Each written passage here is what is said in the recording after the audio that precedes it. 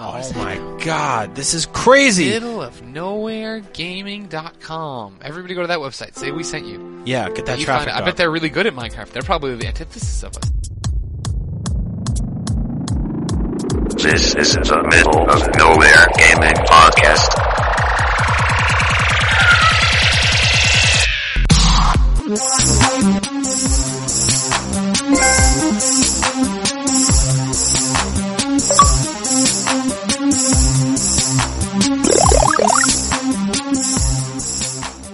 Welcome into episode 76 of the Middle of Nowhere Gaming Podcast. I am your host, Courtney Osborne, and today I am joined by...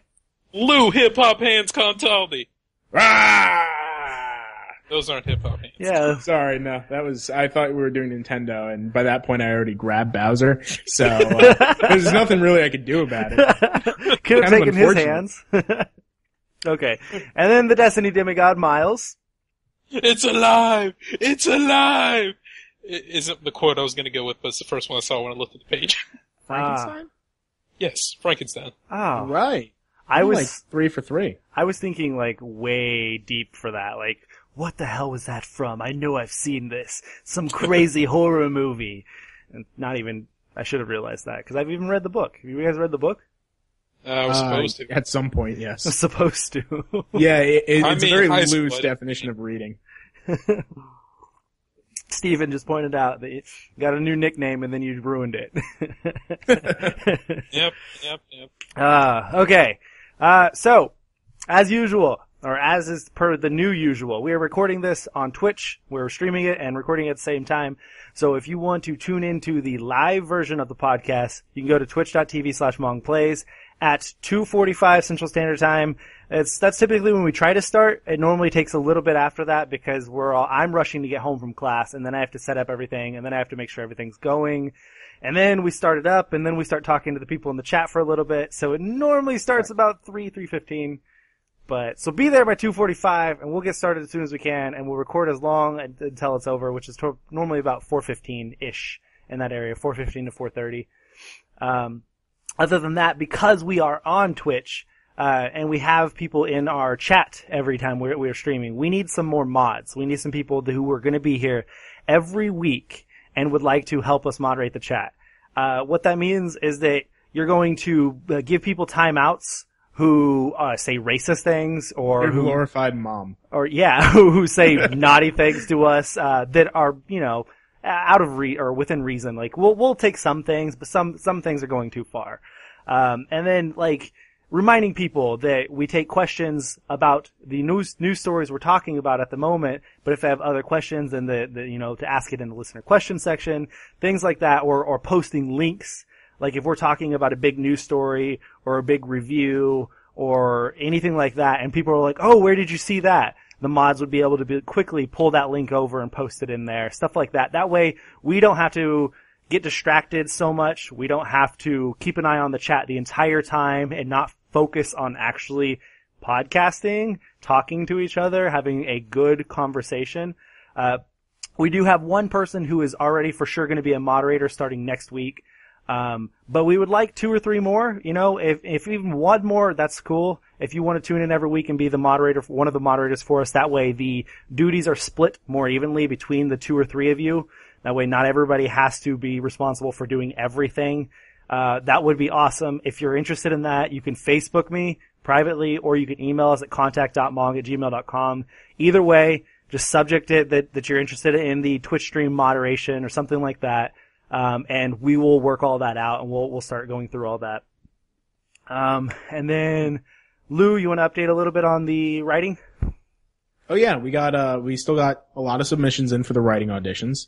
If you don't know, if you didn't listen last week, we're doing writing auditions for the website. If you want to be a writer, or if you want another position, if you want to make video content, if you want to make your own podcast, if you want to be a community manager, just write us in to contact.mong@gmail.com. We'll send you to the application page, and it'll be a whole circular thing. But we will get back to you, and we will try to get you a position after a small writing audition. If you haven't heard anything from me yet, don't worry. I'm working on a keyboard issue, and I will be be getting back to you guys as soon as possible. And those who already have submitted their writing samples, we will be in contact with all of you as soon as possible. You have to understand that the behind the scenes stuff at MONG is very hectic because Lou and I are both full-time students and we both have jobs. We both have like all this crazy stuff happening. So we're doing everything as quickly as possible. We have gone through them and we will get back to you guys all about it in time. Hopefully they've all been soon. pretty good, right? Yeah. So far? Yeah, very good so far. There's been some ones that were really, really good that it's like, damn, why is he not working at IGN or why is he not working at Gameform or something, you know? Like those are always awesome to see. But you're still good enough to work for us. Hell yeah! So that's a good thing. Come fucking rock it here before going on to one of those places if that's your goal. Who cares? Come on. You gotta Build your start portfolio. somewhere. Yeah, exactly. Yeah, man. I don't know what I just did. Okay, so, what's on everyone's playlist this week? Bloodborne. Bloodborne. All week long, Miles? Yeah. I month mean, I'm ever. only gonna get to like the second boss, but that's fine. Well, I'm guessing your plan is probably to play Bloodborne until Mortal Kombat. At this point, yeah. I figured. What about Hi. everybody else? I personally still kind of working on Middle Earth. I just got a little too tired of it at this point to get the full platinum. I beat it. I did all the story missions. The story was more fun than I thought it would be. And it definitely clicked with me the more power-ups I got. But even then, I still just feel like it's an endless combat thing. And while that's good on some respect, it's not deep enough for me to go in and spend more than 8 or 10 hours on. So what am I gonna do? Probably moving on to Bloodborne. I got convinced. I'm doing it. And you already bought it, right? I already bought it. It's right over there. It could not fit into my spread. You'll have to, you said earlier that you were gonna move everything off. That's when you should replace it with Bloodborne. Just open it up. In the middle of the podcast, just place Right. it there. So are you gonna be starting that today? Are you gonna do it tomorrow? What are you thinking? Matters what my workload is like tonight. My guess is I'll eventually play it tonight. Nice. You'll have to let us know. Well, I'm interested to see what everybody thinks about it. I've, ever since it was originally revealed, I've been on the hype train like no other for this game. And it didn't occur to me until about a month out that this game was going to be really, really fucking hard. And I mean, I knew that, but it didn't really worry me until now. And now I am just like so scared of this game that it's going to just rape me and I am not going to be okay with it. And so now I'm kind of waiting a little bit. I'm going to see if people who are like me can get into the game. And if they can, then I'll probably pick it up like this weekend or something. But I'm not going to buy it day one. I have one thing to suggest. It's hard, trust me. Like, I beat one boss so far, and I think I've spent like 10 hours. And Oh my god. you have to take breaks. That's like my only suggestion if you're not Bring a Souls food fan, rations. or you just like don't love just if you don't love getting like browbeaten every time you go out the door, you're gonna have to take some kind of break every now and then. Otherwise, you're just gonna hate the game. Like, I'm probably not playing tonight because I'm gonna get dinner. I'm gonna hang out with my friends. And I'm gonna decompress from getting crushed 50 times in the same way. Now, people here in the chat are recommending the guide. You think that's a good idea to go out and just grab a guide for it? Or is this something that you need to slowly learn? Is that the mystique of the game?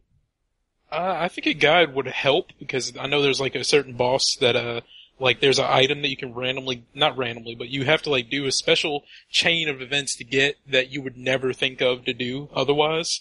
And I happened to hear about that on IGN and it was like, oh, cause that boss just kind of like wrecked my face without really trying. So yeah, I'll probably do that at some point, so.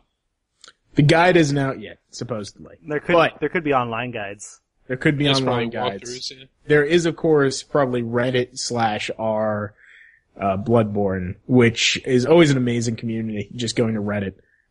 As much as I disliked Reddit to begin with, the Destiny one, that really saved me. Yeah. Because otherwise I had no clue what I was doing. Game-specific Reddit threads are amazing. Though I don't know, what are they called? Are they even called threads? Are they channels? Subreddits? Subreddits? Subreddits. Okay, yeah. Those are so good. They help me so much with Freedom Wars and a couple other games. Like now I check those out on almost every game I play just to, see about bugs, see about glitches, see about easier ways to do things. Like I'm always on the H1Z1 one now. Like I check that out almost every day because there are updates to the game and things that I don't know and things I need to learn and because that game is so fucking difficult. Right. And it's like, no matter how long you've been playing the game for, if you go to the subreddit, there's gonna be something there that you're like, oh, I didn't even know about that. That's great. I'm gonna use that when I go play. So, yeah. Alright, now, I have been playing, what's it called? Dust in Elysian Tale. Ooh, how do you like that? That game is so fun. Like, I didn't expect it to be as fun as it is. Surprisingly, right? Yeah, like really surprisingly. Like, the game looks cutesy. It's the voiceover is okay. The characters are outrageously silly looking and sounding and stuff. But the combat is so fun. It's so fast, and it's Right. one of those 2D side scroll like Metroidvania games, and it's just really, really fun. I've enjoyed it a lot. Now, you also tried out Ori, if I'm Yes. correct, right? And then Did you I've like it? also tried out Ori, and so far I've really liked it. I think I've only died like probably 6 or 7 times now. I'm probably 2 hours into the game. I take my time every time I die, it's because I rushed into something. And, Right. and then I'm like, fuck, why did I do that again? Like, I've got to quit rushing into things. And I got like hella lost, last night when I was playing it, and just realized that I just couldn't make one jump by accident. Like, I just wasn't going high enough or whatever to make this jump.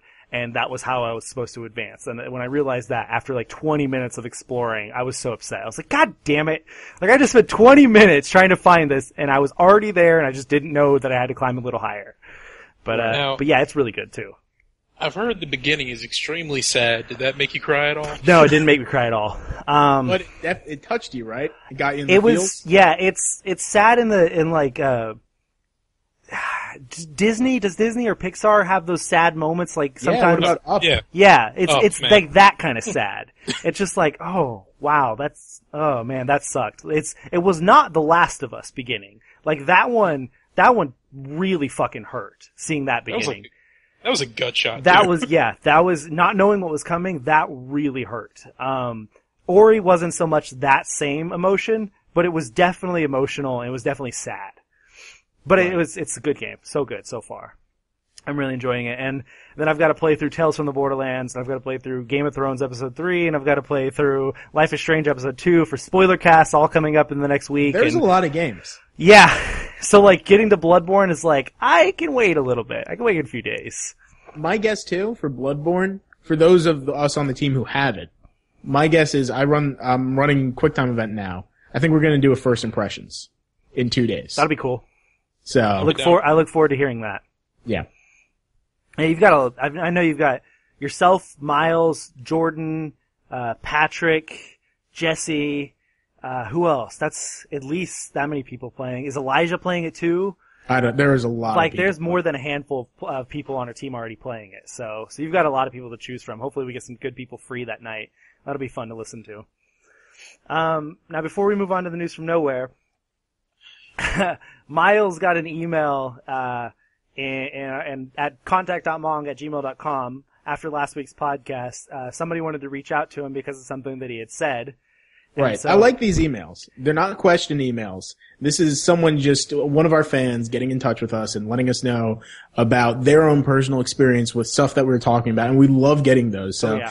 if you ever want to write to us, I mean, this was fun for us to read, and we're going to read it on the podcast, and hopefully he doesn't mind. Yeah, hopefully we're not breaking any like personal things here, but obviously we're not going to read off all of these emails if we get several of them a week, especially if they're long like this one. However, this one we did really want to read off because it was something about what Miles said. It was something that somebody connected with Miles on a level that neither Lou nor I could connect with last week. I'd never heard of it. You want me to read it? Yeah, sure, go ahead. All right. So this is from Goose. That's what he goes by. He says, "Hey, Mom. Great job with the show. Regular listener. First time writing. I just wanted to respond to Miles, spelt Mile, M-I-L-E, but we're okay with that. Miles' comment during the discussion of the future NX, aka the Nintendo 7. When mentioning GameCube emulation, Miles stated something along the lines of, I just want to play Gotcha Force every day. And my brain literally exploded. Then when Miles stood by his statement and backed it up with actual Gotcha Force gameplay memories, there was literally nothing left in my brain crater. Gacha Force is the one game that stays permanently in the GameCube. I have no idea how many countless hours I've played that game in the 12 or so years since its launch. I used to have almost every single GameCube game in my collection, minus all racing and sports games, and Gacha Force is one of the 2 GameCube titles I kept when the economy collapsed in 2008, forced me to sell almost everything to still have a roof over my head.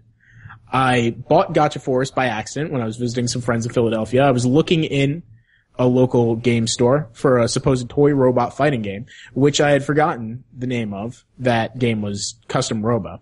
When I saw Gacha Force at $40 with a bunch of robot toys on the cover, I asked my friend, how many toy robot fighting games can there be? I could not have made a happier mistake. Yes, Gacha Force has a heavily flawed camera, and sometimes the CPU will act like a complete combo cheese monster. But a game with a roster of 206 unique toy robots fighting and 5 variants to collect of each had provided me with over a decade of enjoyment. To this day, when I don't want to bother with online or photorealistic games, I still pop up the cube and play GF for a good 2 to 4 hours of fun. If Nintendo announced the Nintendo 7 with Gacha Force 2 as a launch title, I would immediately pre-order the system with 3 copies of Gacha Force 2. 1 digital to play on my system, 2 physicals, 1 to keep sealed forever, and another to open and play on friends' systems. By the way, if you Google image search Gacha Force, those CG images of the death boards and Cyber Ninja as a death board are my art image from a long time ago in a long abandoned art account of mine. Keep up the good work, Mong. So thank you. Yeah, thank you, Goose. That was awesome. Do you have a response, Miles? I have never had someone email us personally or email us with a message personally from me, so it's really flattering, and I appreciate it, and I completely share every sentiment you have, Leslie still owning it, because I was a little bit too broke to still own the game, but I really appreciate it, and I'm happy that we had that little, was it simpatico? What is that term? I don't know. Whatever, you're awesome, thank you. I say we do a Let's Play eventually. Ooh. I want to see what this looks like. I've never had it. Yeah, I haven't We either. can get our hands on it, yeah. That'd be awesome. So if anybody wants to send us a copy of Gacha Force. Or their own email if they click with anything that we say. Yeah, for sure. But anyways, so, that's it with that. You guys ready to move on to News from Nowhere? Get this thing going? Yeah. News from nowhere! And it's back! Lou, start us off. Alright, story number 1. God of War Remastered is currently the only planned PlayStation 4 God of War title. Sony Santa Monica's Aaron Kaufman has explained there are no plans to release any other God of War titles on the PlayStation 4. No plans for others in the franchise to bring over, he simply wrote, before adding that the remastered title will be available at both retail and digitally. And there is a date. There's not a date in this. The date is July 14th, and I know that because it's my birthday. Oh. How did I not know your birthday is 11 days after mine? Oh, I don't know. Oh. Did we ever realize that? I feel like we must have said something at some point about it. Maybe, yeah. Because we were super active during the summer, so we were talking on a daily basis. That must have been brought up. Who knows? So, are you guys going to be picking up God of War Remaster? Is it all of them, or is it just the third? It's just the third. Just the third. The prettiest one. This hit me right in the gut, because I have been so hyped up. I'm like, God of War 4, yes, yes, yes. And I saw this, I'm like, no. But I guess they're working on other things, and they did leave the story at a point where it's kind of like, where do we go from here? Yeah. So. I mean, we already know about God of War 4 coming. It's in development. This has gotta be, or the next God of War, at least. This has gotta be just another one of those cash grabs, kind of, with also, reinvigorating the excitement for the God of War series. So, I was kind of thinking about picking this game up, except for, I think the listing price is already out, right? They're selling it for $50 or something. I don't know. That seems like a lot. Yeah, exactly. Yeah. And when I saw that, I was like, no. I will wait 6 months. When it drops down to 20, I'll absolutely grab it at 20. But not 50 or $60. I just cannot spend that much. Like, even God of War 3 was a great game. It was very fun. The puzzles were awesome. And it was goddamn gorgeous when it came out on PS3. It was beautiful. So, like, I hope that they can do that again with the PS4 version, make it look prettier. I mean, yeah, but I think it's a hard sell at this point. With all of these, like, combination collector's edition remasters to sell one game from however many years ago and sell it at the right price of 50 or 60. I mean, they sold Last of Us for $50. Yeah. And Gears of War, God of War 3 is not Last of Us. No. And it's the difference in years is one of the differences. The difference in how well it reviewed was another one. You know, like, there's a lot of differences. Right. Like, even Halo, which, you know, that was a dream pack, but we got 4 Halo games for $60. So. $60. Well, essentially, if you bought it day one, you got 5 because we're getting ODST. Eh? Yeah! Now, I do have 2 things to say, because I completely misread that quote, no plans to bring others in the franchise over. I completely misread that, and I was like, oh no, all that Gears of War, or God of War news was just talking about this remaster. So I derped there. But, so this isn't as bad as I made it sound. But, other than that, I think this game is worth 30, if you ask me. Yeah. At most. It is for some people. I know, and there's obviously going to be some people buy it for more than that. Just for me personally, it's got to be one of those games where, like, I didn't buy Tomb Raider Remaster or whatever edition. What is it? Definitive Edition. That's Definitive it. Edition. I didn't buy that, even though that was one of the top games of 2013 or whatever for me. Like, I loved that game. I didn't buy it until it was like $19.99. So, like, it's got to drop low for me to be able to buy these. Any remaster, really, other than The Last of Us or Halo. Though we'll also see what's happening in the summer, because for all we know, we got Batman, and maybe we'll still be playing The Witcher. Maybe we'll still be playing Bloodborne by then, but right now we really don't know what's happening this summer. So there are definitely going to be people still playing it by then. Still writing the guides. I mean, there's still going to be people playing Destiny by then, so. I mean, if IGN can't even have a review up on day one. It's in progress. They never do that anymore.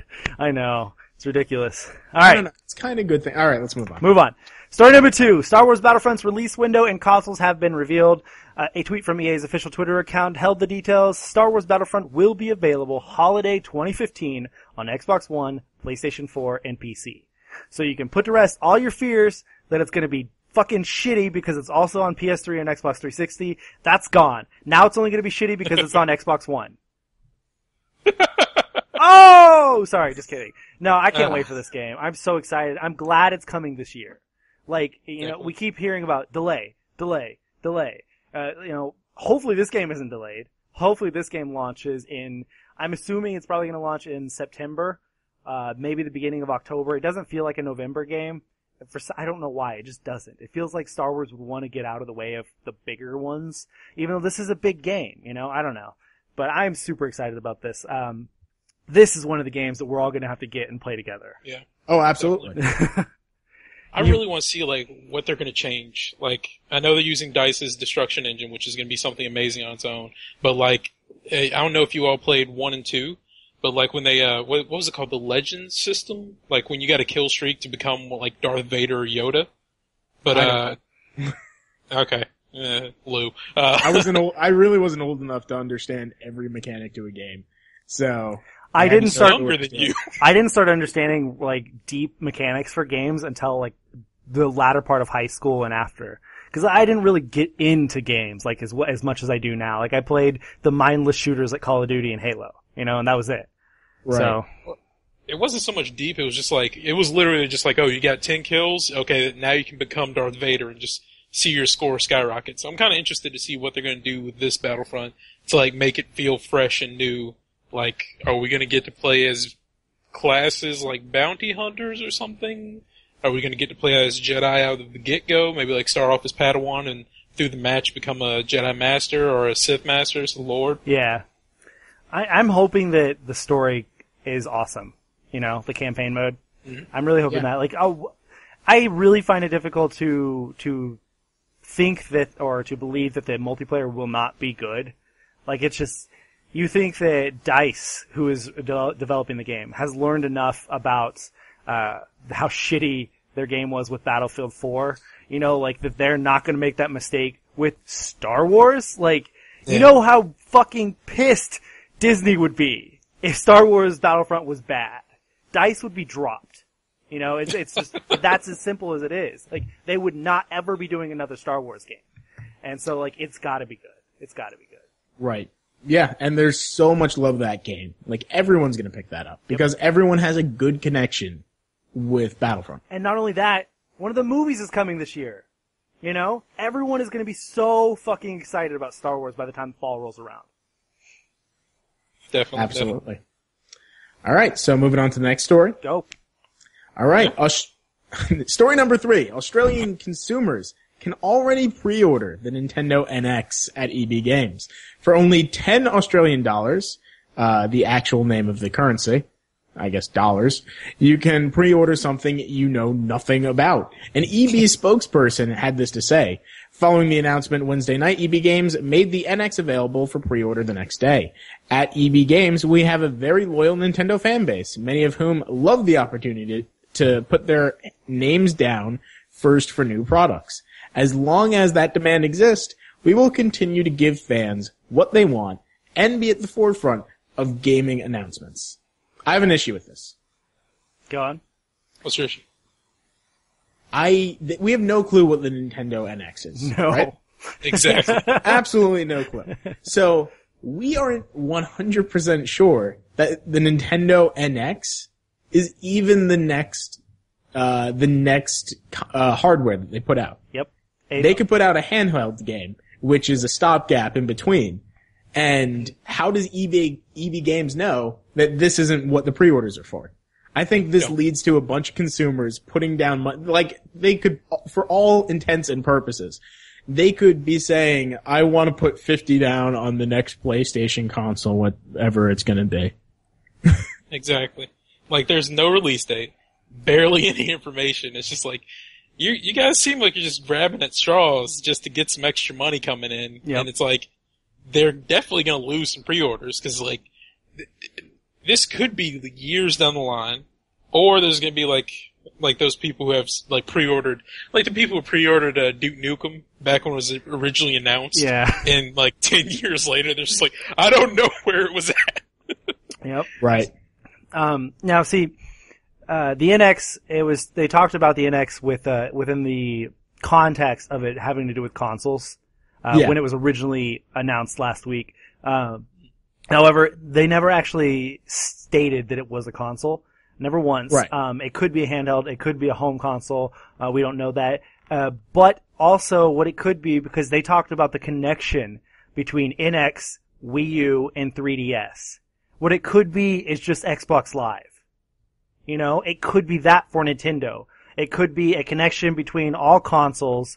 It could be an achievement system. It could be voice chat. It could be all of that stuff, and have nothing to do with like an actual brand new hardware. Like, you know, Right. Because they said, I believe Iwata said today or yesterday, or it was sometime in the past few days. He said that the NX is going to it's not going to try to compete with Xbox One or PS4 or something along those lines.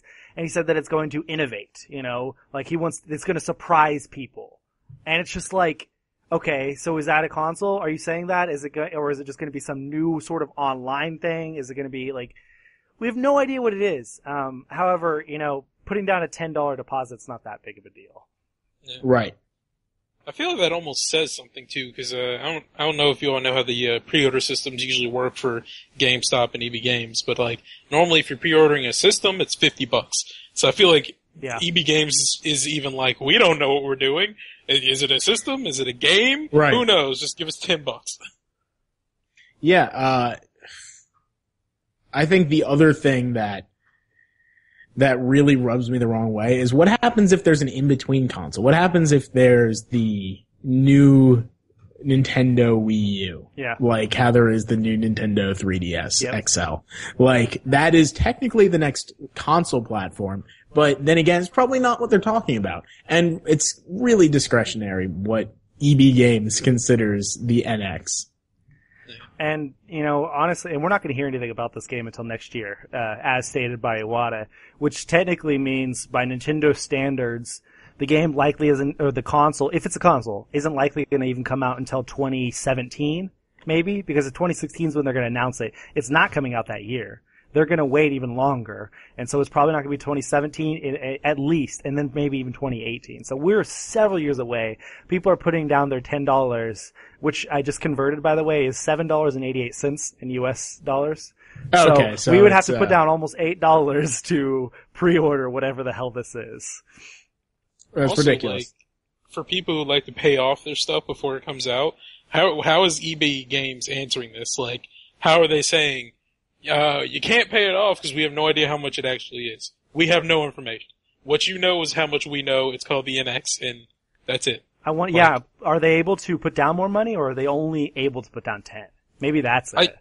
I guess maybe they're only allowed to put down 10 because, I mean, otherwise, if someone overpays, it's probably going to be a big issue for EB Games. It's like, if 500 people paid like $100 over because they expected 400 and it comes out at 300, or it comes out at $20, who knows? Yeah, and especially if something ends up bad happening with NX, and then 2 years down the road, people have put down $200 or whatever, and then it's like, we want our $200 back because there's no console.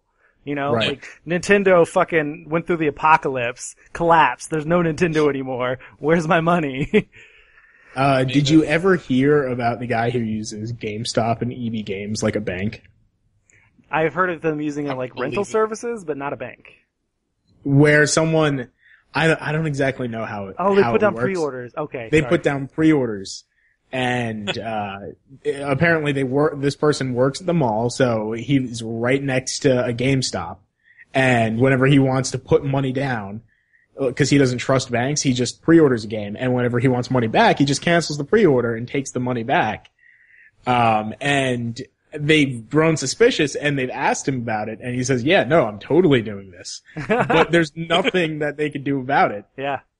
It's a 4chan story, so I don't, it's questionable how real it is, but I would go, just look it up, like GameStop Bank 4chan, and hopefully you don't get anything too obscene. Do you guys play Clash of Clans? No, though you've invited me many times. Well, I've never invited you to Clash of Clans. I've invited you to Clash of Titans or something, but not Clash of Clans. Anyways, one of my buddies, sent me a hint last night. This sounds exactly like this whole GameStop bank idea. And I was talking about how somebody had attacked my base and stole all of my elixir that had been building up for like 10 hours, And I was like, oh man, I was gonna check in and something happened and I forgot to, and by the time I checked in, somebody attacked and stole all of my stuff, all my resources. And he's like, oh dude, well next time you're about to get offline for several hours, you should go ahead and make it like order troops, like from your barracks or whatever, have them building up several troops so it uses a lot of your elixir. And then whenever you come back, just cancel all of them, and then it gives you all of your elixir back, and those weren't going to be stored. The elixir wasn't stored in a base to where somebody could attack it because it was going to be making troops instead. I was like, right. Oh my god! That is fucking brilliant! That's just like the bank idea. It's just like putting out a pre-order and then canceling it. Right. That's awesome. Nice. Alright, you ready to move on? Yeah, so, according to Famitsu DS and Wii, a major game announcement for Nintendo, a platform possibly, is coming soon. While nothing is known about the reveal at this time, it will be officially revealed, and it's the next issue of Famitsu DS and Wii. It should be noted that it did mention platforms, so it is likely to pertain to both the Wii U and the 3DS, but again, there's no solid information, so speculation. Interesting thing about this is that you had the news from nowhere yesterday, and on it you said Famitsu, and today you said Famitsu. Who knows? Yeah, I don't know. I've seen people wondering if whether or not this could be what's it called? Dragon Quest? Like a game that's both on 3DS and Wii U, and you could play together or something like that. I've seen people talk about finally this being Pokemon, finally being on both of them, because we still don't have a Pokemon announcement for this year. Well, do you realize that? We have not had a Pokemon announcement yet for this year. We don't know what's coming. That is really weird. Yeah, exactly. We almost always know way ahead of this time. And so it's like, what if this is it? What if this is finally the Wii U 3DS Pokemon game? Like, who knows? Like, it's probably, in all honesty, gonna be fucking Mario, but, like, we can hold out fucking hope that it's gonna be Pokemon. Maybe if we keep saying it, it'll happen. It hasn't worked for 10 years now. But we'll just keep saying it. It's like, what's the psycho killer's name where you go in front of a mirror in the bathroom? Bloody Mary? Bloody Mary. Bloody Mary. Pokemon on Wii U. Pokemon on Wii U. Pokemon on Wii U. Fucking happen. Freaking Kabutops just comes out, cuts you in half, goes back in. Right. I don't know. Like I said, this would sell me a Wii U if it actually is a Pokemon on Wii U, but Courtney, you're right. It's probably just it's new Super Mario Exactly. Bros. 3DS Wii for Wii. Cross. I mean, who knows? So, All right. Moving on. All right, so Mortal Kombat has officially confirmed that the Predator is joining the Mortal Kombat 10 roster, or Mortal Kombat X, excuse me. Predator is part of the Predator/Prey pack within the larger Combat pack, DLC pack. And the Predator/Prey pack includes the Predator as a playable character, as well as Predator-themed skins, which are Commando Johnny, Infrared Scorpion, and Carl Weathers as Jax. And on top of that, if you can't wait to skin your combatants, the combat pack is available before all the rest of the packs, because there's multiples. That'll be $29.99. And, yeah. Who else is hype about, Predator? Anyone? No. Just you. Okay, just me. Yeah, it's better than Jason, I guess. But, Yeah. also speaking of Mortal Kombat, there's a new ality that's been, implemented. And if What is an confused, an ality is like fatalities, babalities, animalities. What is? Yeah, wait, what's a babality? You turn your opponent into a baby. Oh, okay. I was I thought imagining a girl in a bikini. Yeah, that's what I was thinking in my head. I'm like, babe. Dead or alive, Mortal Kombat edition. No. But there's animalities, babalities, brutalities, fatalities, all the alities you can ever imagine. And this one is quitalities. And they're going to be used to punish the salty masses who quit out of online matches early. So quitalities are shown in the most recent NetherRealm live stream, which was titled Whips, Size, and a Little Surprise. Thought that was really catchy. Yeah. Maybe a little Melina. And it appears to be beheading just to call out quitters. So, your character just kind of, I assume they disconnect and you just go up to them and just chop or something. I don't know. So it's just a really gruesome beheading of it. I would assume so. Just not really. I don't think it's like on the level of fatalities. It's just like this: you quit, so I'm going to punish your character for it. Right. Yeah. Interesting. I thought that was interesting. I wanted to bring up real quick about the Pokemon story. Steven had mentioned in the chat. Thanks for that, Steven. That last year Pokemon was announced at the end of April, beginning of May, and so this actually could be the exact time when it was revealed last year. So, even more hope! Come on, Pokemon! Though I know that it wouldn't be an RPG. That's what sucks. In my head, I know that if they announce a Wii U one, they're just gonna drop the ball and be like, oh, it's another puzzle game. Yeah, Pokemon Puzzle something. Oh, God. Maybe they make it into an MMO, so at least there's that. I don't... See, I'm hoping kind of, even more so because they shouldn't really... Game Freak has moved on to another game, They've made a new game, and so, that gives even more hope that Nintendo will take Pokemon and make it more, maybe Game Freak didn't want to do a Wii U version. I don't know, who knows? I don't know. Even though they're moving on to a new game, I don't think that's an indicator of them not working on the next Pokemon. Oh, yeah. I mean, because but I'm that's saying a cash cow. I don't think they'd ever give that up. Never, yeah. It's going to be ridiculous how they keep going. I don't even know how many Pokemon there are anymore. 700. See, it's like neither of you guys high know 600s. I say 600s, low 700s. Twitch chat. Everybody in the chat right now. How many Pokemon are there now? Update 2. us on that let's go ahead and move on with the story. Alright. So, I was gonna say, by the way, that, what if it's like the first teen-rated Pokemon? Ooh. That sounds like Blow my nothing, but that mind. is monumental. Like the first M-rated Batman. Yeah. And, there's 718 of them, by the way. And the first M-rated Final Fantasy. Yeah? Type 0. Type 0 is rated M? Yep. That was the first M-rated. A lot of messed up things. 718. Damn. Yeah. It's a lot of Pokemon. Alright, next news. So EA has filed a trademark in Europe for Unravel.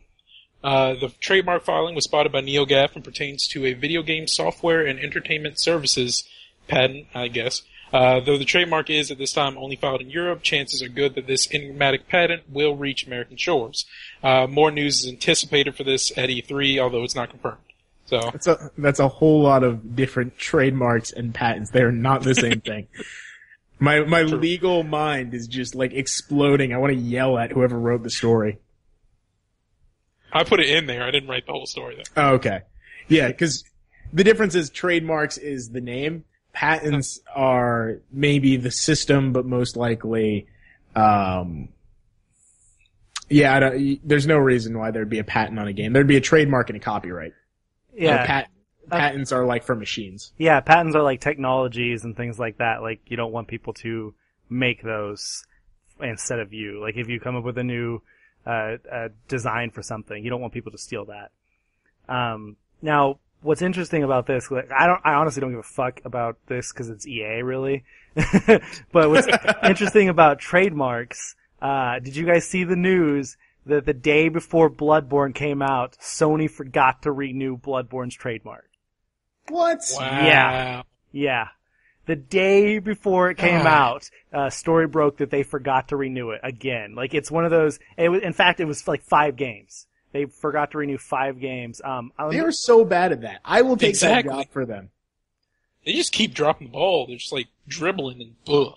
And Blue? Do you have all 5 of them? Yeah, I'm pulling it up right now, so keep filling.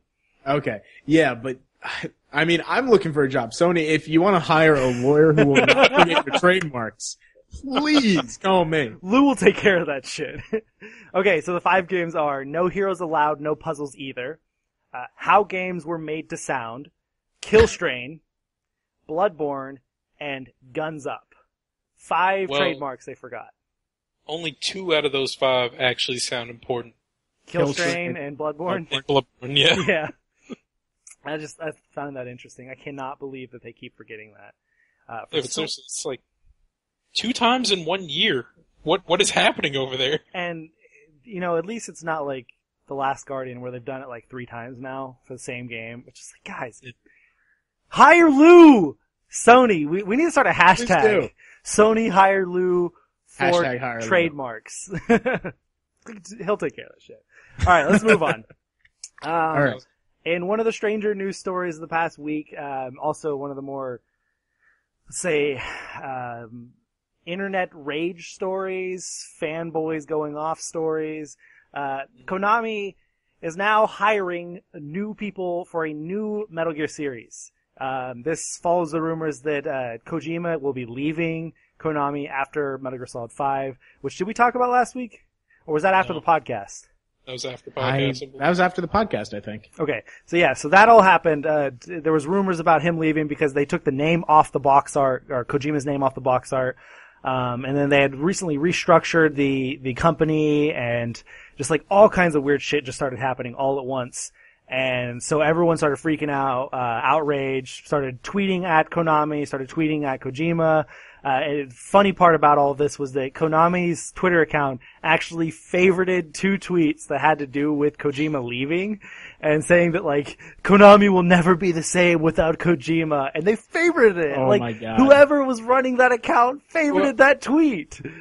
That could have been like that same little misunderstanding, like when someone puts up like my family member has just died on Facebook and they're like, I need your blessings or your thoughts, and someone likes it. It's not meant to be like, yeah, that dude died. It's meant to be like, okay, I understand. I'm there with you. But it was so funny. But I mean, like, after the tweets made the news, Konami quickly unfavorited both the tweets, so those are no longer favorited by them. But they were there for a while, and it was just hilarious. Like, it was absolutely hilarious. But anyways, the press release announcing the new Metal Gear series and the hiring reads as follows. Konami has resolved to embark on production of a new Metal Gear series. Upon production, will begin the audition of key staff. Applicants, please refer to the adoption site of Konami website. So that's all Google Translate, I believe. It's, really bad. But the point gets across. We know that now that they are coming up with a new Metal Gear series. It will not be Metal Gear Solid. It'll be Metal Gear something else. And likely won't have Kojima. Now, first off, its name has been revealed. It's Metal Gear Dense. Just saying. And also, this might not be the worst thing. Kojima fans, don't jump down my throat, but this might not be the worst thing because they could get a coherent story that's actually able to be followed. Metal with the Gear new series. Dense sounds like a joke someone would be making about the Metal Gear Solid series. Like, oh, Metal Gear Solid story should be called Metal Gear Dense. That was the joke I was making. Yeah. Oh. I was like... I thought you were being serious. Dear No, God. I I was like, why isn't this on the outline? Jesus. Metal Gear Gas. Yeah, but I guess Kojima can finally move on to... he makes good games, I'll say that much. The story isn't that great, but maybe he's moving on to another IP. Come on, do you know what the story to Metal Gear Solid is? I know for the first game, kind of, until they add the weird stuff. So yeah, you can know for like specific games, but once it gets outside of that, it's just like, I don't know what's happening. Somebody killed somebody else's baby, there's metal arms controlling people, I don't know. Before we move on to the next story, since we're still on Metal Gear, I wanted to bring up once again that hopefully if all goes as planned, this summer I'm going to be live streaming every Metal Gear Solid game, well, the numbered Metal Gear Solid games, in preparation for Metal Gear Solid 5, because I have not played any of them. I played 5 minutes of the first one back in the 90s, quickly figured out I sucked ass and was too young for that game, and I'd never played it again, and I never have gone back to it, so I will be playing them all for the first time, hopefully this summer, so be on the lookout for that. Right. Huh? Yeah, I can't wait for that. That'll be an exciting 500 hours. I will probably have a guide. I probably will not be playing it just like to spend 70 hours in each game. I will be trying to probably get through them quickly as we can. Speedrun. Yeah. But anyways, moving on.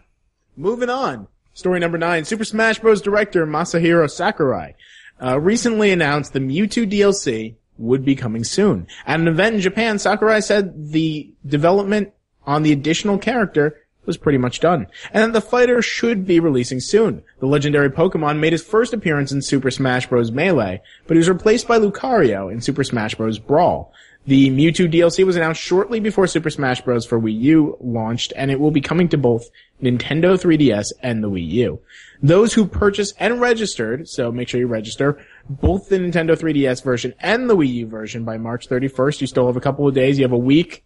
Will receive the Brawler for free. The character will also be available for purchase as DLC, unlike the original story stated. Yeah. That's interesting. Mr. J Moonshine asks, don't you have to have the 3DS and Wii U versions to unlock Mewtwo? Yes, you do until it finally comes out by itself. I don't believe it's happening right away, right? I don't know. They didn't announce that it wasn't happening right away. So that's making me think off the bat it should be happening right away. Though we'll know soon enough. Oh, yeah. I mean, we don't really have the answers yet, but I'm sure we'll know. They're pretty good at releasing Smash Bros. News. And I'm assuming that the Mewtwo probably won't come alone, will he? As DLC? Paid DLC? Because they're saying you could purchase him as DLC eventually, whenever that happens.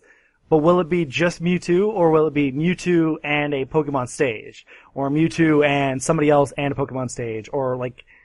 I think it would have to be a separate one, because I don't think Nintendo would like the idea of everyone paying the same price for a DLC or a DLC pack and not getting the same amount of content. Yeah. I think that they might be like, okay, well you could drop $4.99 for Mewtwo, or probably less, but... Yeah, I would hope it's less than that. If we can like judge it by how Guilty Gear Zard is doing it, I know they have one character who you can buy and it's just him, and it's like $3.99 I think. So, I mean, not that they're going to take a cue from them, but maybe. Yeah. Who knows? Also, Lou, you have a little alfalfa going on. Yeah, Do I? Back of your head. Yeah. He can't see it in the stream when he's leaned back. It's right here, right? Lean forward. Yep. You'll see it in the Like stream. this? Yeah, it's just like going straight up. Alright, moving on. The final chapter to Rocksteady's Arkham trilogy, Batman Arkham Knight, has been delayed once again. The world is done. It's over. Everybody just died. You know, like I when I woke up and saw that story, saw that headline, I nearly lost it. I was like, what the fuck? Like, are you fucking kidding me? Like, you delay it 8 months the first time, and now you're gonna delay it again? You know, of course, that was me jumping to conclusions without reading, like, you know, what the actual story was. So, continuing with the story, fortunately, fans won't have to wait much longer. The news came on Twitter yesterday. The game is now set to ship on June 23rd rather than June 2nd. Exactly three weeks from its original launch date. This isn't the first time Arkham Knight has been delayed. Originally intended for fall 2014, the developer pushed the release back 8 months in order to avoid any compromises. Again, as we've said so many times on the podcast before, delays are good. We like delays. Make the game better. We don't want a shitty game. You know? One thing I think is really funny about this, though, is it always happens like right after a Podcast Beyond episode has been recorded. Because the last Podcast Beyond episode, which a lot of us actively listen to, of IGN, they were talking about the Uncharted delay. Yeah. And they're like, do you know what? That's the way to do it. And before then, they missed it. So they were talking about the Uncharted delay, which happened right after the last podcast. And they're like, all right, we missed the Uncharted delay, but the Uncharted delay is fine because, you know, it's good to delay a game. Look at Batman. Batman delayed the game, and they have the date, and they're going to just stick to that date. And now they're going to have to come back the next podcast and go, we said they were going to stick to the date, and they did not stick to the date. Yeah. But you know, like, was it The Last of Us that delayed itself the first time, or the second time, I guess, only by a few weeks? Wasn't it set for like a May launch, and then yeah, I think so. They delayed it until the middle of June, and that was the moment where everybody at Naughty Dog says that made the game. You know, that brought everything together, that made it into the game it is today, and all that stuff. So it's interesting that this is a 3-week delay. It's a very short delay, and I'm wondering how much polish they need. Right. Who knows? I mean, it looks pretty good so far. Yeah, so it looks awesome. God knows what they're doing. And we've all agreed that we're getting The Witcher, so we're getting The Witcher. We need more time for that. True, and that was a point that I didn't even realize until somebody had said that in our Mong chat. I was just, you know, even though it's 3 weeks, that's still 3 more weeks we have to wait for Batman. And at first I was kind of like, damn, now we have to wait almost another month. And then somebody was like, well, I'll probably still be playing The Witcher 3 at that point. And I was like, oh! Well, so will I. Fuck, I totally forgot about that. Like, yeah, give me all the time I can use for The Witcher, because I'm gonna spend like 200 hours in that game, just like Dragon Age. Oh right. Man. Alright, ready to move on? Yeah. Alright, go on. Yeah. Alright, so a remastered version of the 2012 Vita exclusive Gravity Rush may be flying onto the PlayStation 4. A listing for Gravity Rush Remastered has recently sprung up on the Korean game rating board, receiving a 12+ age rating. With a plethora of remastered games being released on the current-gen console, it would be no surprise to see another one added.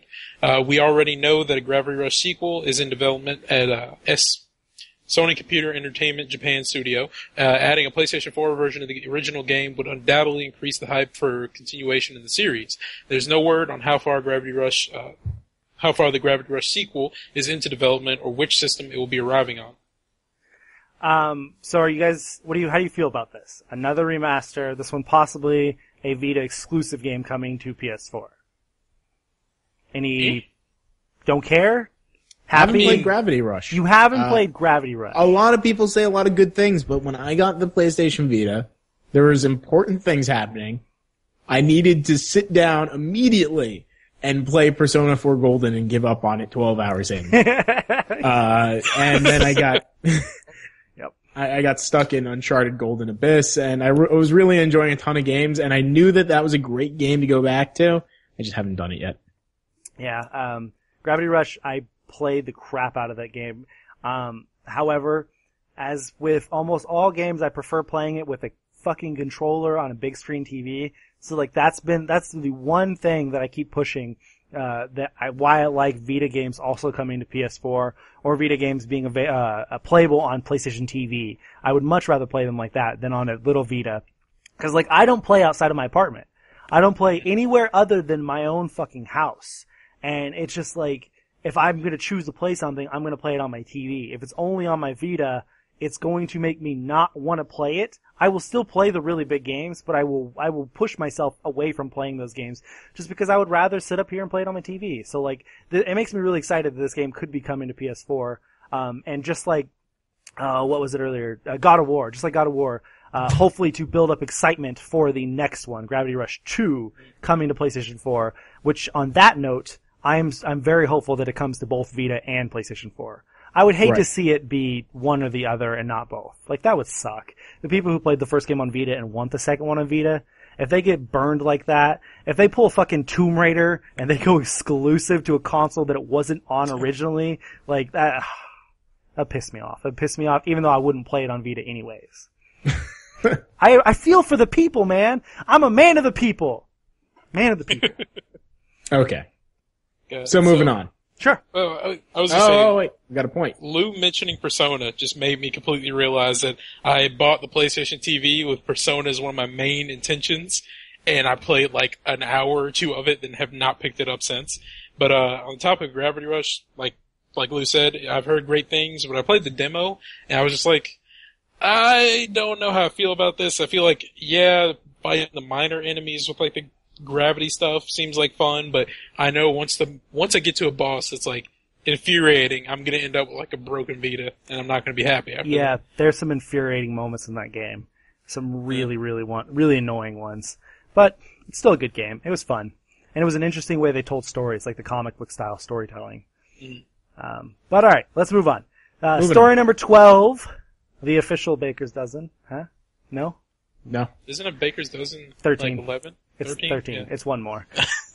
H1Z1 has officially sold over 1 million copies on Steam Early Access. John Smedley, the president of Daybreak Game Company, which used to be Sony Online Entertainment, SOE, announced the news last night on Twitter in a tweet, basically just saying H1Z1 sold over 1 million copies on Steam. That is awesome fucking news. DayZ has been so good for so many people. So many people love that game. H1Z1 was only released in January, and for an early access game that's going to be free to play eventually, that's $20 to just get into it, to test it out and help them bug test it and everything like that. Like, that's awesome to see that it's hit 1 million. It is very popular. It's very fun. It's very hard. It's very hard. Like, if you guys had gaming computers and could play it, I would definitely recommend you play it. You have one? Yeah. What are you doing with your life and not playing H1Z1? I play Lethal League on my computer. Thank you. Lethal League? Yes. Too many games with League in them. Best game on PC right now. Best game League of Lethals. League of Lethals? Yeah, it's another word for League of Legends. Not really. There's Lethal League, but yeah, play it. It's fun. But yeah. Golf claps for Daybreak. We got a question about it. Mr. J Moonshine says, I thought it was just a DayZ clone. What makes it stand out? I can't personally say what DayZ's like since I haven't played it. I've only played H1Z1. But I know H1Z1, you're able to like build structures and communities and forts and stuff, and I don't believe that is in DayZ. I don't believe you could build forts and things like that. Other than that, it's just basically the same. I mean, team up with people. There's loot everywhere. There's different weapons. You find your friend and you get raped by other people who are stronger than you, who have better guns. That's kind of like DayZ, though. Yeah, exactly. That's what I said. For the most part, it's similar. In the chat, Got It Made 43, that's Josh. Josh and I play H1Z1 a few times a week. This past week we weren't able to play because I was reviewing Final Fantasy Type 0 HD.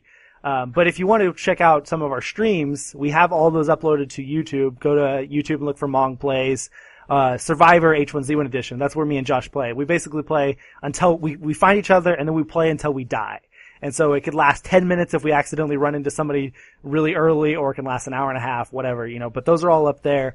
And it's super fucking fun. But like, even if playing for an hour and a half, Josh and I surviving together, collecting resources, collecting guns and stuff like that, we could easily get overrun. It's so crazy how quickly you can get you overrun or whatever. Cause like, we were trying to find each other. We didn't even find each other, when we played it on Sunday or Saturday.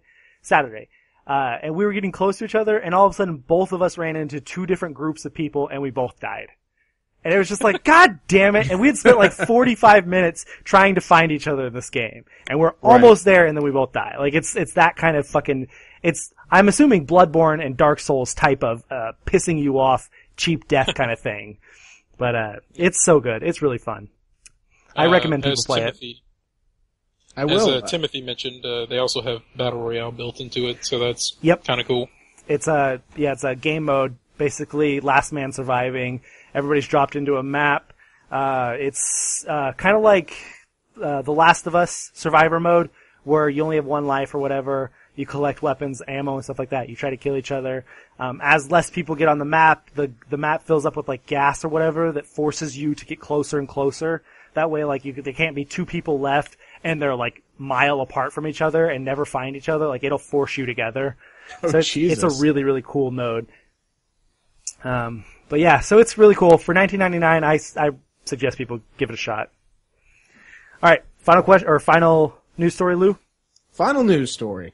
This is news story 13. Nintendo head Satoru Iwata denied that they're working on a live-action Zelda series with Netflix. Speaking to Time,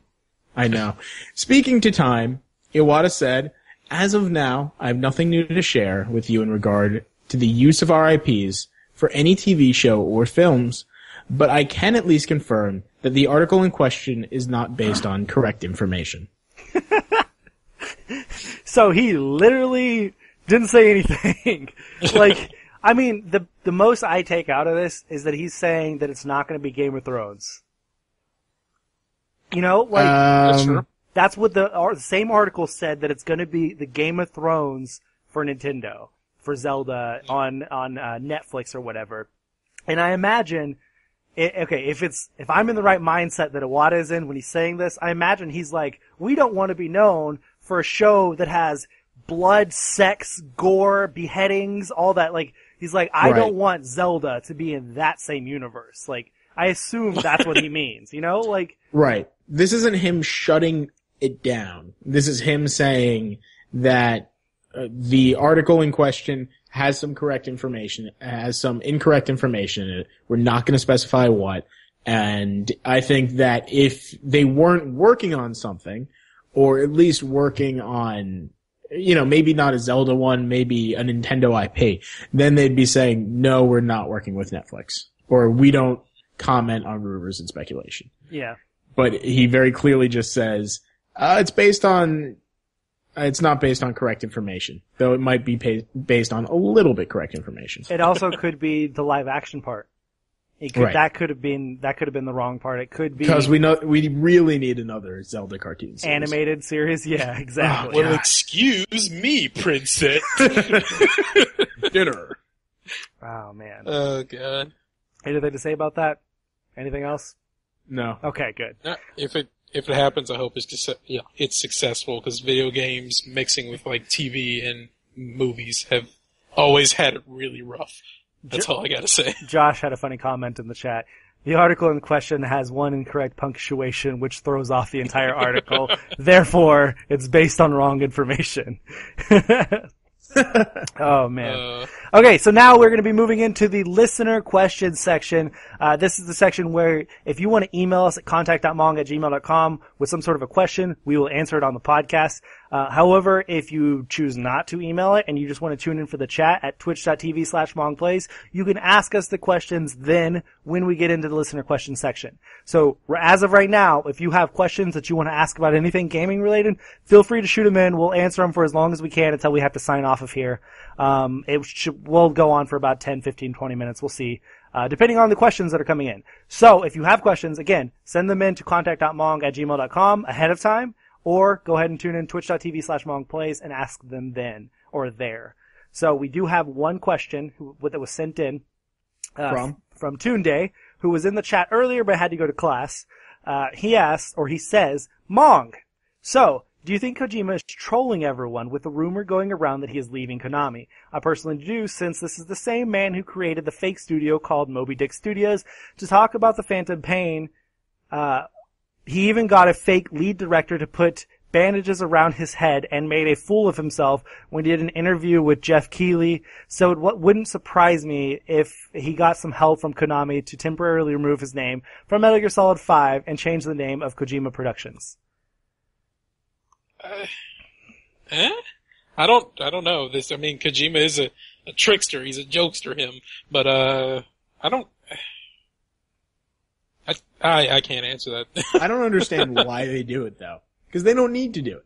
If they were to do this whole non-charade with, if they were just to go out there and say, alright, Metal Gear Solid 5 is gonna be coming in September. Instead of going through this whole let's make a fake studio and go on a couple of fake interviews and then send a letter to the president. They didn't have to do that, and they don't have to do that because it's such a big series. Yeah. They could be doing it, of course, because he's insane. In the best way possible. He's crazy. Yeah. And I think there's the chance that it might be, but I think it's closer to the chance. I think this is less wacky than we normally see Kojima being. Yeah, I think that this is actually a real thing. I think that he is going to be leaving. I just don't see any positive spin. I guess news is news, just like a review is a review. If you review a game, people are going to know about it, then people are going to buy it, even if it's a bad review. So news is news about Metal Gear Solid. But I just think that Metal Gear Solid 5 is such a big game that removing Kojima's name from the box art does more harm than it does good. More people want the game because of Kojima than want the game because he's not on it, I just don't see any positive spin from that. Right. If this is a joke, he must have some amazing in-game for it. Yeah. The turnaround is going to be that he went through a legal process to change his name to Metal Gear Solid 5 Ground Zeroes. Yeah. So really that is his name on the box. Oh, God. Or Phantom Pain. Oh, whatever. Or the big twist is going to be that he bought Konami.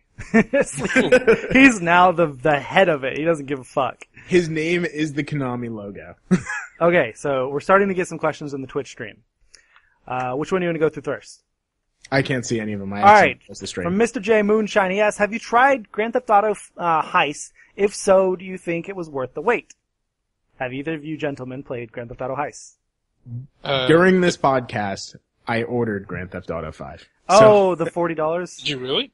Yeah, and I'm going to, I think Audrey just ordered hers too, so we will be having Let's Plays of Heists. That'll be awesome. I might have to get it now. Could all play together. Oh yeah, we could. That'd be great. GTA Online. You got to front the money. The closest thing I can say is I've been watching them because a lot of my entertainment is like achievement hunters and stuff, seeing as I don't have cable. They seem fun-ish, but the wait is kind of, what were you guys doing? From what I've seen. Yeah, from what I've seen, like all those months, I'm just sitting there like, this is cool, but what were you doing in that time? Because this is not, it didn't seem to me like it was 6 months, because like, it's not commensurate. Yeah, it's like, it's cool, but I don't know what you're doing. So. Yeah. Go ahead. No, I was just gonna say, if you like GTA, might as well try it. If you already have the game, there's no reason not to try it out. I've heard really good things about it. Most people have enjoyed it. Obviously, as I was referring to earlier, I haven't played it yet.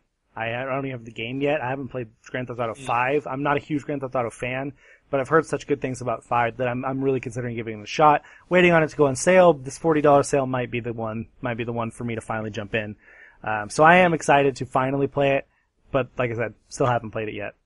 Right. Got another question from Nick Lord 0YT. Okay. Nick Lord. So sometimes I have to go through those really slow to read out every part of the name. And he asks, what's your guys' thought on the next Call of Duty DLC? Do you guys have even any idea what it's called? No. I did a story on it, so I should. But you don't. Yeah, it just seems like a run-of-the-mill DLC. It's as much a Call of Duty DLC as any of them are Call of Duty DLCs. Map pack, couple added features, new guns. I like the idea of it in theory, because it's more content, but it's take it or leave it. It's Ascendance is what it's called. Yep. And what was the one before that? Is it in the same article? It has a new breed of zombies, Exo Grapple. This is all coming from Nick on our Twitch chat, by the way. This is not me finding it anywhere, because I'm trying to find it, and apparently it's really hard to find. Okay, second downloadable content pack for Call of Duty Advanced Warfare Part 2, the Exo Zombie Co-op Experience, Infection, introduces an expanded map with terrifying new enemies, plus 4 new multiplayer maps enhancing exo-driven verticality. Devastate the competition with a bonus OHM Directed Energy 2-in-1 LMG / shotgun and right. the OHM Werewolf custom variant. I got a question. Exo Grapple.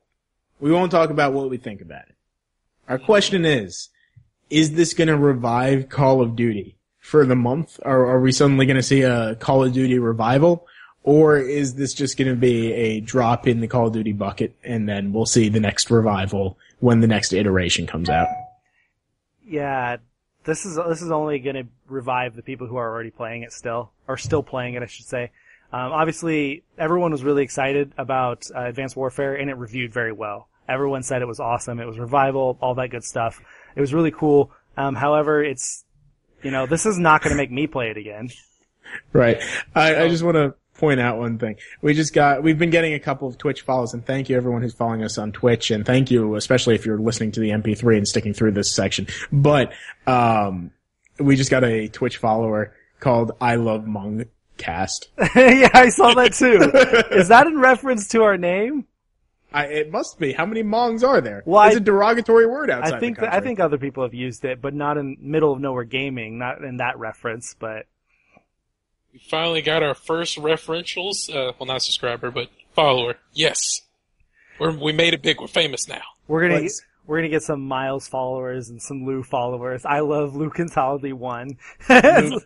Lou Cantaldi for Team Fat. But, anyway, I really need to get going. I have class. I mentioned this earlier. Thank you everyone for watching. The podcast is going to continue without me, Yes, believe it or not. We are going to continue. Just no gold Marios. However, Lou's going to fuck everything up when he leaves. So I'm going to have to move around the video because when he leaves, it shifts everything around. So hurry up. Get the fuck out of here, Lou. All right, 3, We 2, love you. 1. Mog! Bye. Bye, Lou. Okay. Are we still going? I Crash everything? believe we're still going. He crashed a few things, but it's all good. We'll just keep his face up there. All right, you want to read the next question? Yeah, sure. Okay, what do you, do we want to ask this one? Because we kind of went over it, but what do you think? I'm talking about number 11, by the way. Sure, go ahead. Okay, what do you think the next Pokemon game is going to be, and when will it be announced? Console game, console/handheld, remake of Emerald version, or new region?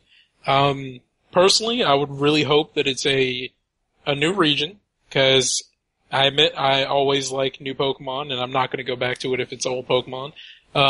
And I really hope it's at least on console, if not consoles and handhelds, because that's something that, they should have done years ago and have yet to do. So, I mean, hopefully it happens. Who knows? Only time will tell. Yeah. Sorry, I'm trying to get your camera and everything back up, and everything's messing up. This is what happens when he leaves. I got you. Go ahead and continue, Phil. Okay, you want me to move on to the next question? Sure, go ahead. Okay. So we had 2 questions that kind of worked together from Little Big Ham and Got It Made. First one was, what remasters, not collections, would you like to see? And is this getting out of hand? I assume he means like all the remasters and collections. And Got It Made's question was, if you had to guess what new remasters will soon be headed to current gen, what would they be? What I would like to see remastered is like, Gotcha Force,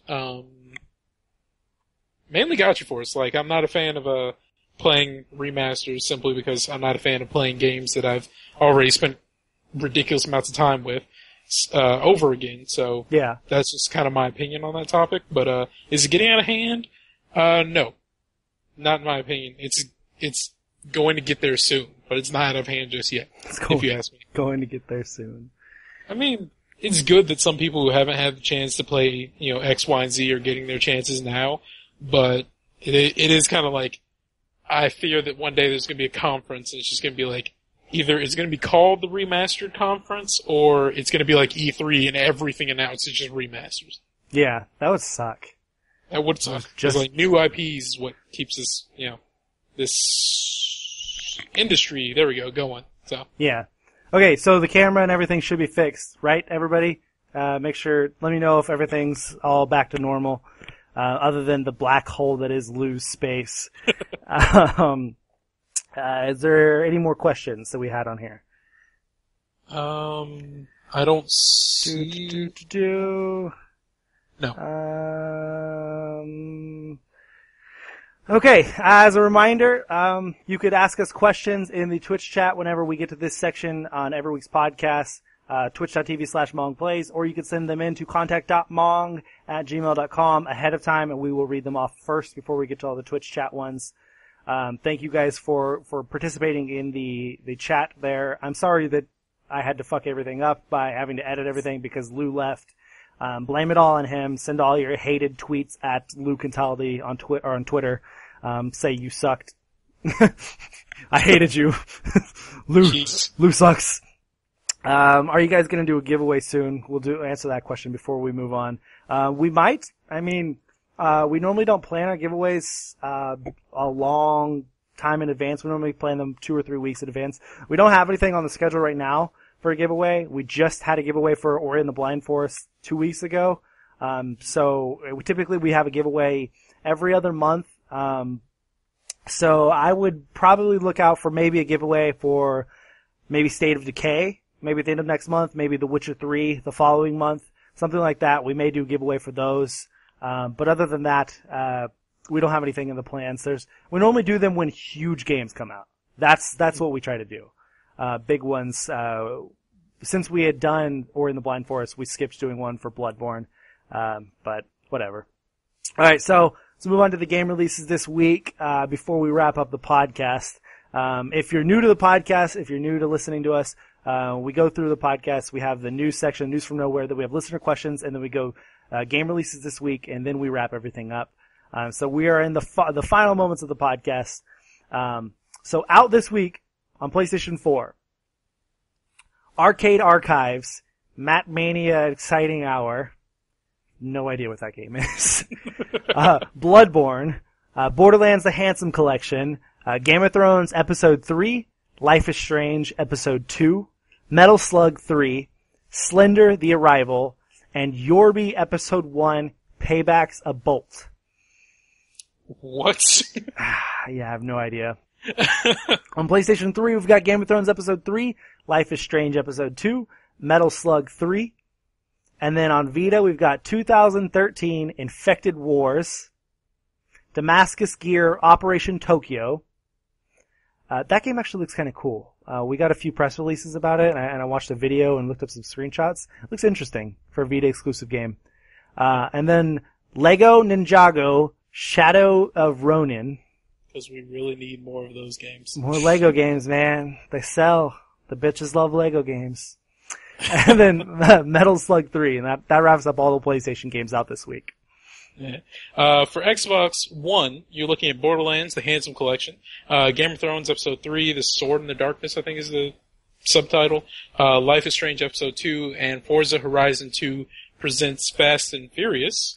Yeah, that's a free add-on for Forza Horizon. Like it's a standalone DLC. You don't have to have Forza, but you can get that game. For 2 weeks, you'll be able to get that game for free. And it's like you take missions from what's his face?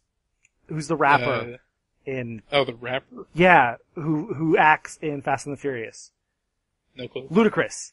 I forgot he's in that. Yeah, you take missions from Ludacris, and it's like takes place in France or whatever, or something like that. And yeah, it's interesting. So I'm gonna get it for free. I mean, why not? That's pretty cool. For Xbox 360, you guys are looking at Game of Thrones Episode 3 as well, and Life is Strange Episode 2. Moving on to Wii U.